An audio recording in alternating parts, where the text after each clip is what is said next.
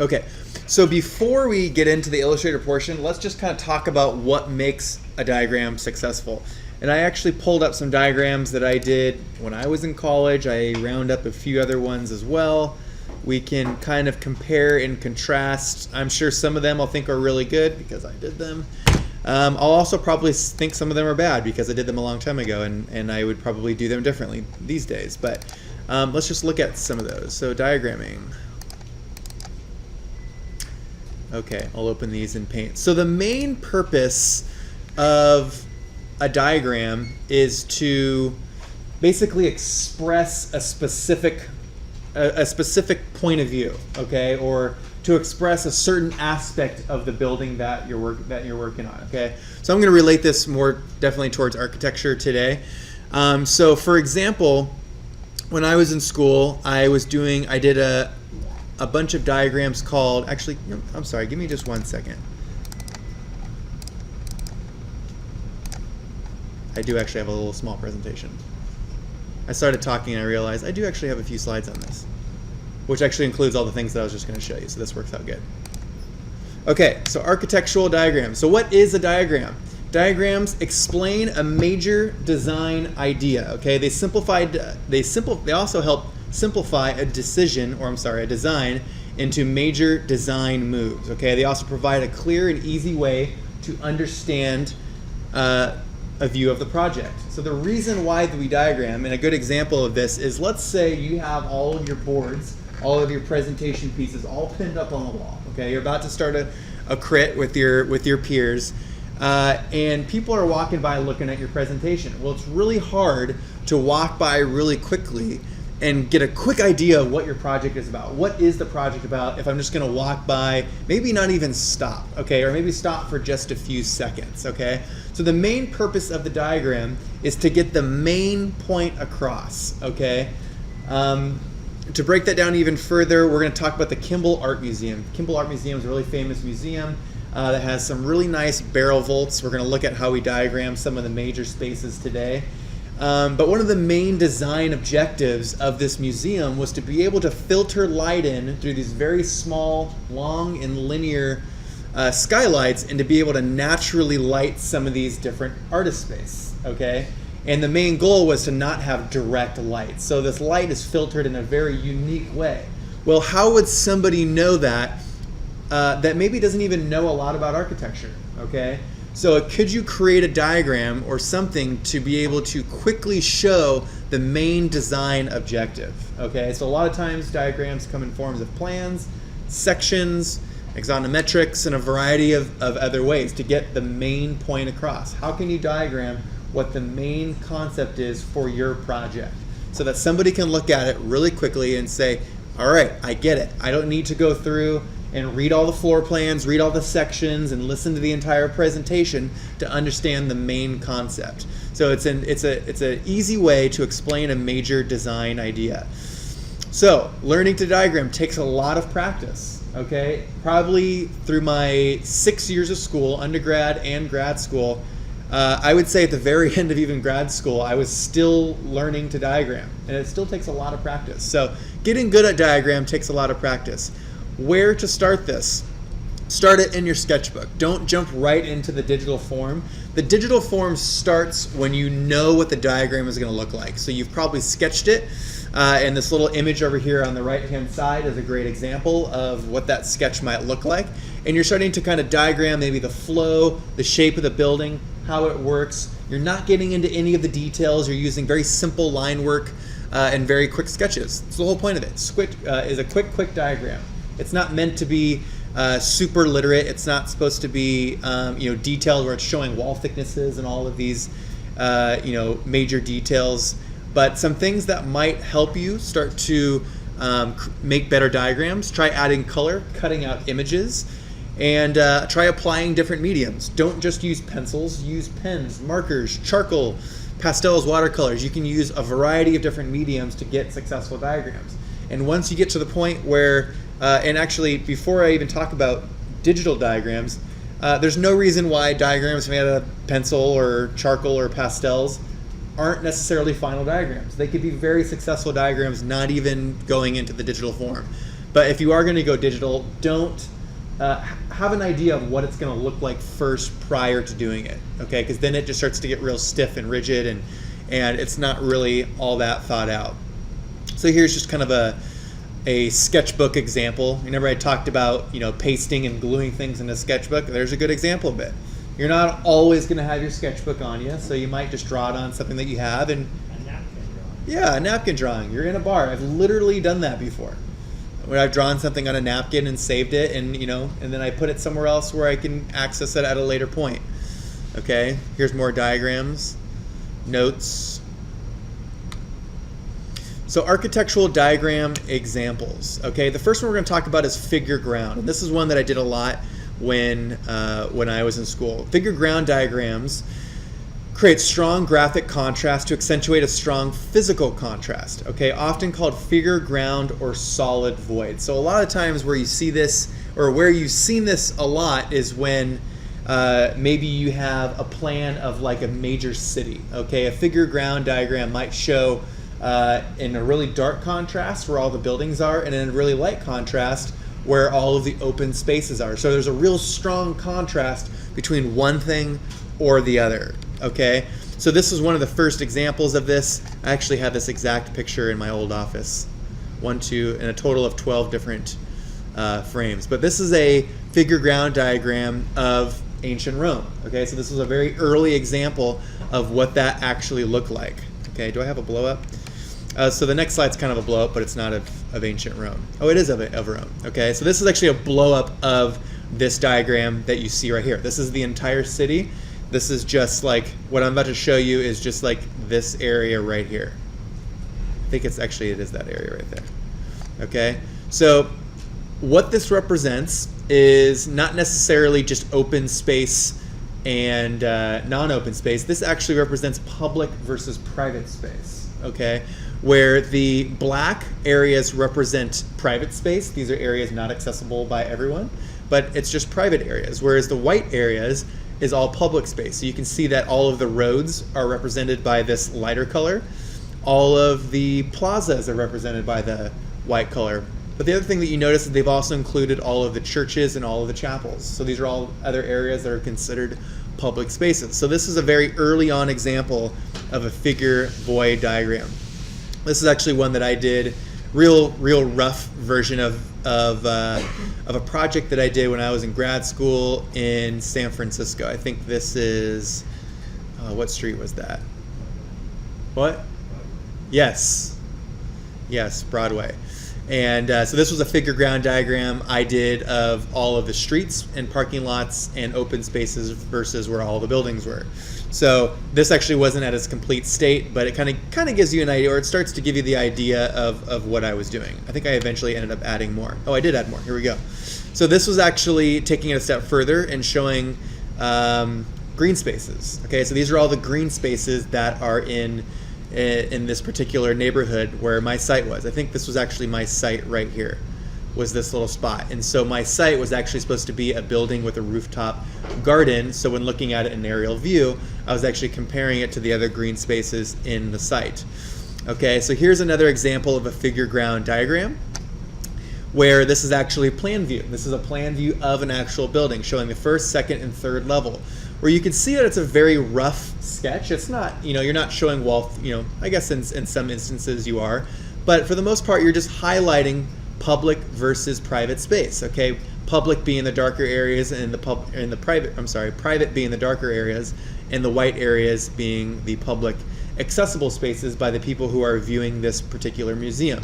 Okay, and this was actually a diagram that was used inside of a pamphlet that you received when you walked inside, so that someone, just the ordinary Joe, could pick it up and look at it and get a rough idea of the layout of the building. Okay, but it clearly tells you where you can and where you cannot go. Okay, so that's a figure ground diagram. The next technique is called highlighting. Highlighting focuses on the differences within the design framework and accentuates those inside the diagram. This can be done as a model as well as a drawing. So you can see here as this sketch on the right that there is a highlighted portion of an area that they're trying to accentuate. Okay, Sometimes add color for color coding for certain areas or regions. Okay, here's a real detailed example of that diagram. So this is actually a really nice, successful, well thought out digital diagram. Does anyone know what building this is? Some of my architecture students should know this. It's the Holocaust Museum in Berlin. That's actually the building. That's what it looks like. Do I actually have a picture of it? No, I don't. I'll show you guys a little bit later. So this was the original Holocaust Museum right here. This is the one that they ended up adding, okay? And what they're showing here is how circulation actually occurs throughout the building. So being that you start here on the entrance, very clearly highlighted by the yellow, and they show this red path that goes through the building. This path represents, or I believe the darker colors of the red path means, I believe, areas that are more highly traffic or have higher traffic within inside the building. It's either that or speed. I can't remember the difference between the two. But the darker areas being areas where people are traveling faster, or I'm sorry, congregating, I'm guessing actually congregating more, and the wider areas where people are not as much congregating. Okay, but that was the whole point of that diagram. This is a diagram that I did when I was in grad school. Very loose, rough, ambiguous diagram, very organic, but it started to represent space of what we were trying to work with. This was actually done inside Illustrator. I won't get into the details of it because frankly, I was even confused when I did this diagram, as you can see. But people liked it. This is actually, as the project progressed, we actually, how we ended up actually creating this project from where we started with our diagrams, we actually ended up laser cutting like 10,000 pieces of glass, ended up sewing them all together with string. And the whole idea was to use the idea of a vertebrae as a means and methods of traveling through space. So that was just an example of a project to which I created these different articulations inside Illustrator and then highlighted them in Illustrator. Okay, so the reason why I picked some of these diagrams was because they were done in Illustrator. So I started to actually section out little areas that were represented by walls and use different opacity to show different spaces inside the structure. Another diagram that I did. Okay, starting to show the idea of a very simple massing in a block, and as it started to push and pull and articulate the different sizes to where we have what we have here at the very bottom.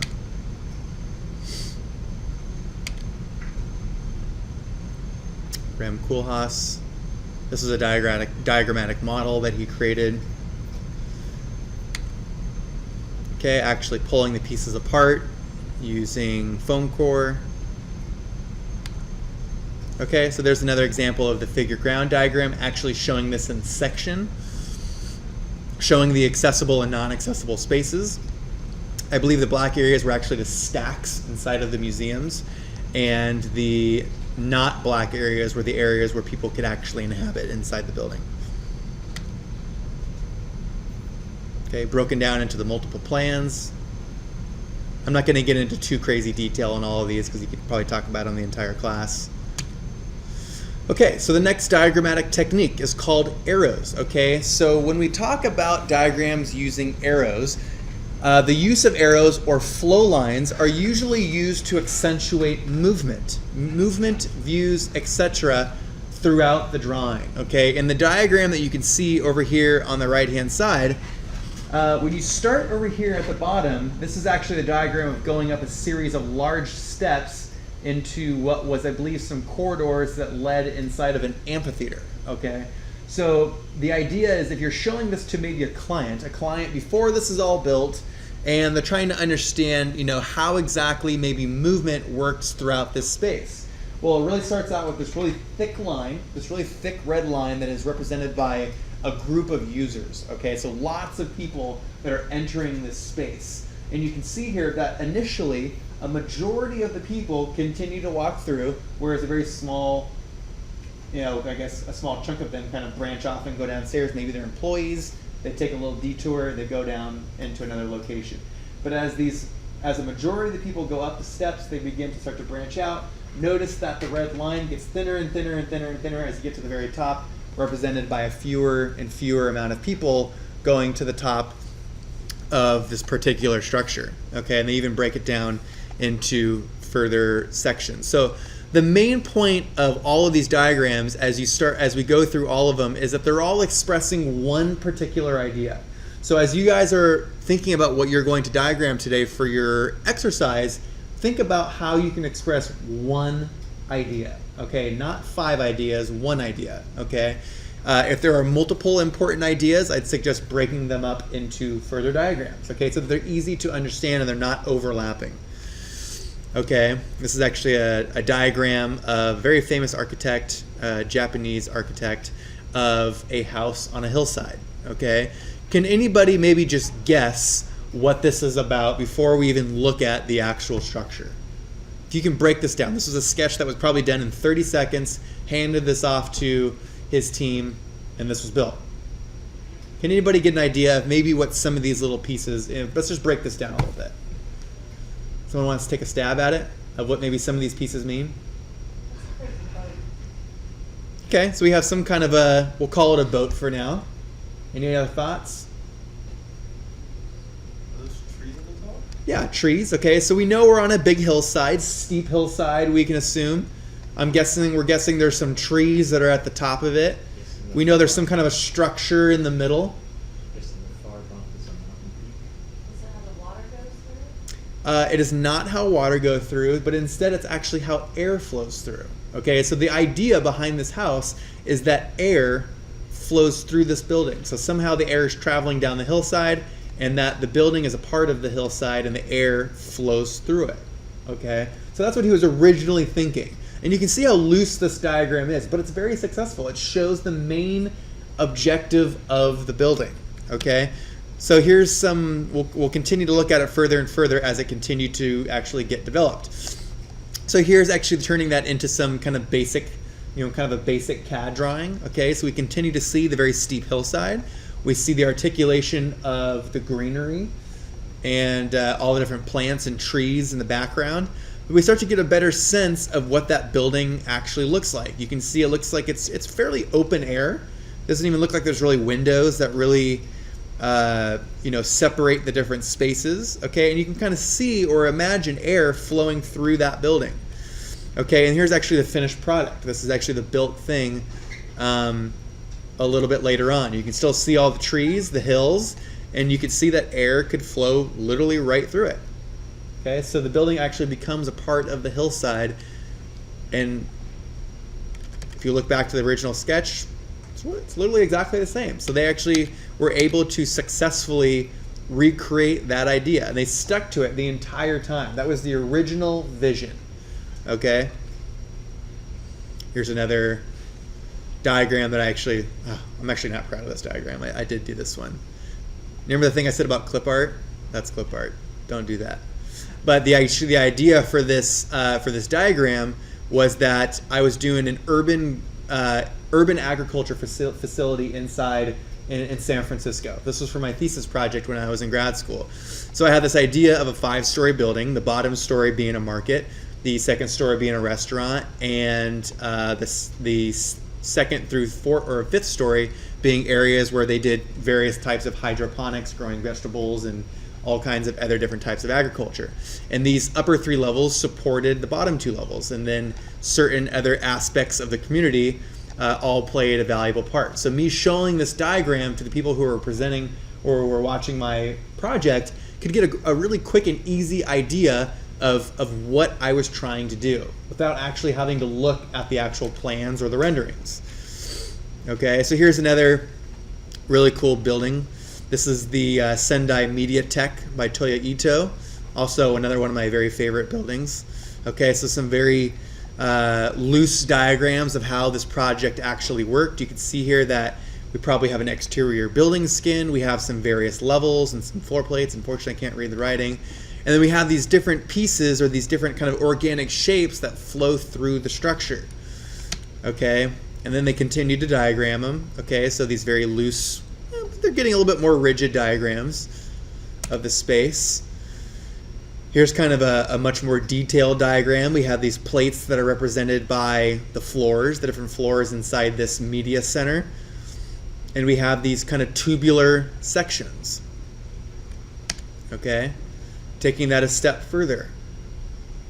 So what these tubular sections ended up being is actually the structural components of this building.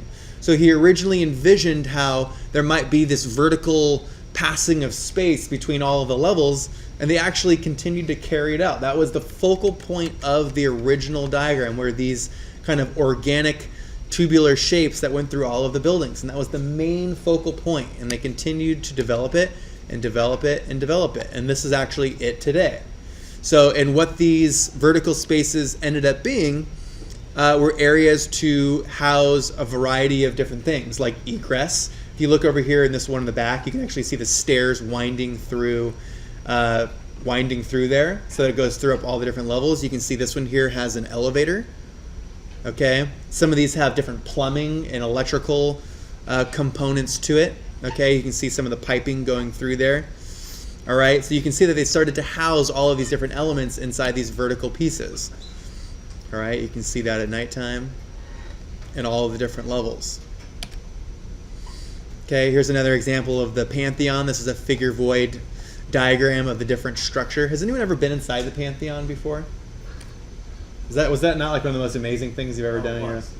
I had a friend that just went and visited it last week, and I told him to just stand here in the middle, look up at the Oculus. It's absolutely amazing. I think it was until actually fairly recently. I want to say like it was up till I think 20 or 30 years ago. It was the largest supporting or self-supporting dome in the world just up to like a decade ago. It was replaced by something else. I forgot what it was. I'll think of it. But the black part is actually representing the structure. That's pure concrete. There's portions of this building where there was literally like 15, 20 feet thick of concrete. Okay, but that was the main point of that diagram, was to accentuate the structure and the volume and the shape of the interior. There's that interior space. When I studied abroad in Rome, I'd come here like every day for like 2 weeks, and I would just sit in there and just look. Mind-blowing. Except there was scaffolding all over the front of it. It was really a bummer. So here's that space continued.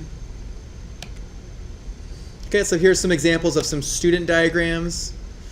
All right, so this first diagram here, this is called a component diagram, where they use colors to accentuate specific spaces within the design. So typically, as a part of these different spaces, you might have a little color-coded chart that shows what the spaces mean.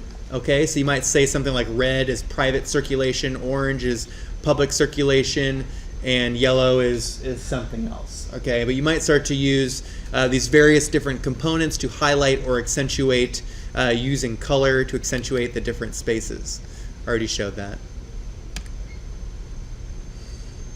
Okay, so this is another diagram showing the different components. I'm not going to make you guess. I actually didn't know this one at first. So this is actually a building, I believe, I want to say it's in Italy. Okay, just going off the Italian, or the not the Italian, but the nope, it's not. What is this language right here? Is it Italian? Oh, the colors of the French flag. It might have something to do with it, but actually what it actually represents, this is the river right here. This is the river that the building is actually built on. This is a very calm space. Remember we talked about the differences between the different colors? So that's another thing to think about, is when you are actually diagramming and you're using colors to articulate your different areas, start to think about what the different color theory actually represents inside of your building, okay? Don't just pick a couple colors because you like the colors, but actually think about what the meaning of the colors you're choosing actually is. And in this particular case, the blue area is actually the river, or kind of the calm area, whereas the red is actually the city. So I think if you actually look at this in real life, this is actually dense urban fabric right here. So really heavily densified buildings and structures on the other side of what we're seeing here. So if you think about what we learned in color theory, the blue and the red, blue being a calmer, more peaceful area, whereas the red was a more chaotic space on the other side. We're going to do a diagram very similar to this today, looking at the Kimball Art Museum. This is actually a thermal diagram. When you think of the idea of how heat actually rises throughout the space, okay, so air is going inside the space, the air becomes cool, it gets warmer, it rises, then it starts to flow outside of the building. So that's a thermal diagram. Anybody have an idea where this is? Somebody always gets it. One person always gets it. Yeah. San Francisco. Yes, it is San Francisco. This is actually diagramming cab movements. Okay, cab movements throughout San Francisco. So knowing that this is diagramming basically, I guess, the flow of traffic as well, what might you think this is right here? Bay Bridge. Exactly. What do you think maybe this is right here? The airport. Exactly. So they're showing how traffic is flowing through the city to the airport. I'm not sure what happened here. What was that? This right here? I think that's probably just something that accidentally got into the diagram. I don't think that was intentional. Maybe it was. I'm gonna guess not. I didn't create the diagram. They might be some certain places in the city. I'm not actually sure. Oh, there's actually a few of them now that I look at it really carefully. But I didn't create the diagram. I'm not actually entirely sure. SFO flight patterns. I'm going to go through the rest of these fairly quickly.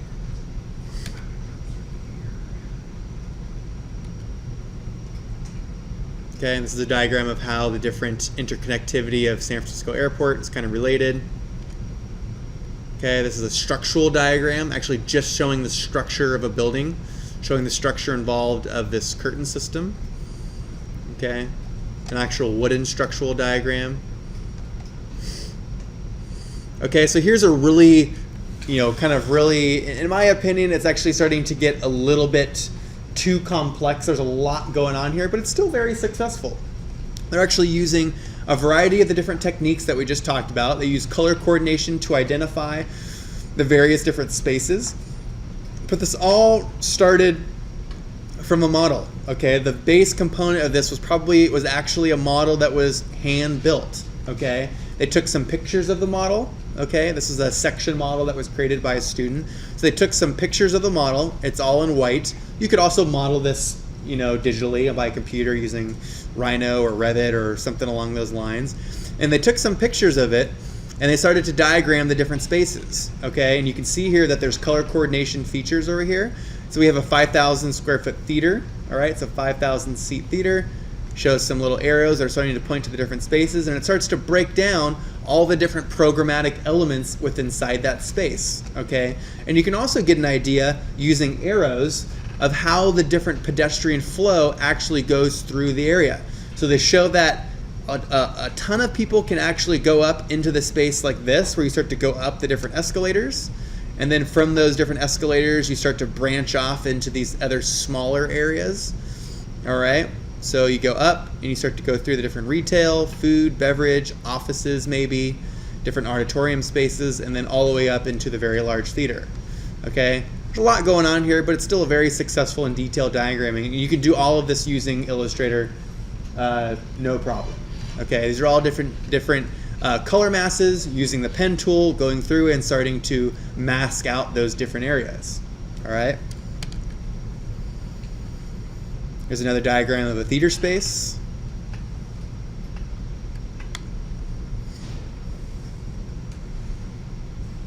Kind of the idea of pulling the different components apart, okay? This is all actually one thing together, but then they actually pulled it all apart and tried to kind of break down all of the interior spaces. So this is some diagrams using some arrows and showing how light actually is intended to be used on the space. You can see here that the sun is actually kind of wrapping around the building. The sun is using arrows, and it's pointing to all the different terraces on this particular building. Okay, and then you can see here that this next diagram is showing views. All right, views using the different arrows are showing the different views from the building. And this last one is using green to block in the different colors of the different terraces. Okay, so again, we're starting to use color to point out the individual spaces, and you can continue to break that down. This is a great diagram for a portfolio. Okay, so you're starting to break down all the different programmatic elements of this building. Parking, the different cores, different service cores, the commercial elements of the building, offices, housing, hotel, restaurant, okay? So going back to what we originally were talking about, we were talking about how, when someone initially looks at this building, it's really hard to get a really quick understanding of how it works. If you actually were just to see a rendering of this, well, what does that rendering mean? It's going to look like a really cool building. You're going to say, wow, that's amazing that you created that, but what does it all mean? Well, a series of simple diagrams just like this, not even articulating any of the different systems, can very clearly show how a building is organized. All right, and breaking it down even further. All right, starting to break it down to the proposed program, market for housing, offices, and how, the different variations of how all that might work. The flexible tower.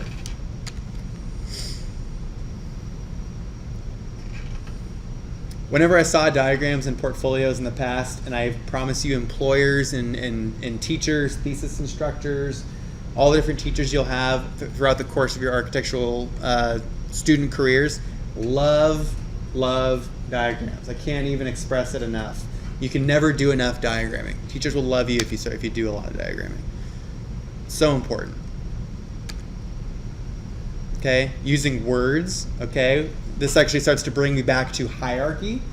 Okay, we were talking about hierarchy a while back ago in terms of graphic design. We're now combining the idea of graphic design and diagramming. Okay, this is a good example of that and how they're actually expressing it. So looking at this diagram right here, what do you think the most important focal point of this building is?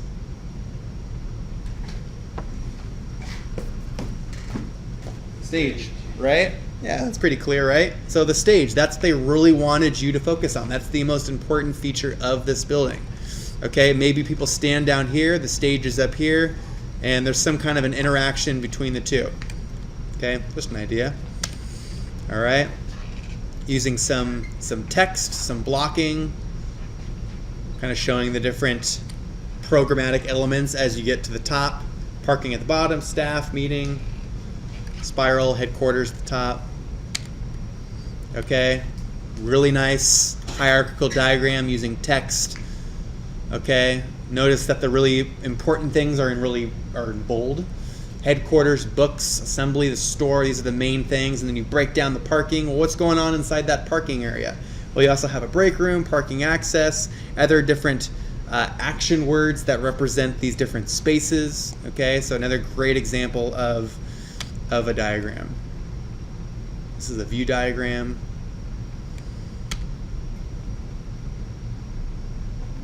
This is an idea. This is called a what-if diagram. Okay, we have something like this. These different shapes are represented. Each represent different spaces inside the building. Well, what if you actually rearrange it into something else? So this is called a what-if diagram. Okay, so showing different variations of how the pieces might start to come together and start to associate themselves with each other.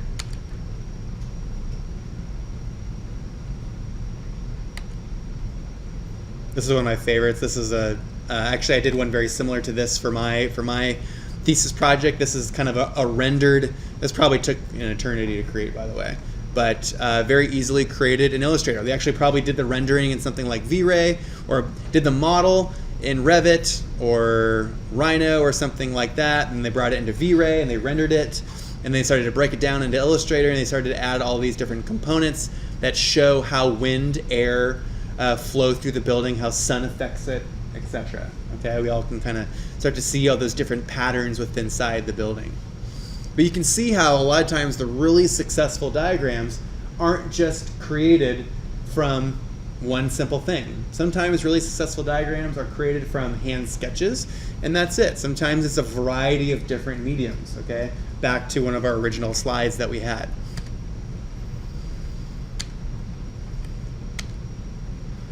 Oh, that's figure ground again. They actually took the figure ground. I believe this, let's see, one of these I think is, I want to say this is this Washington, D.C.?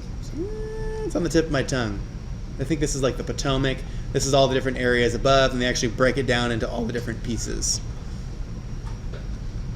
Kind of a fun little study.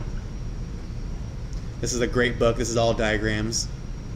Good book to have if you're a student.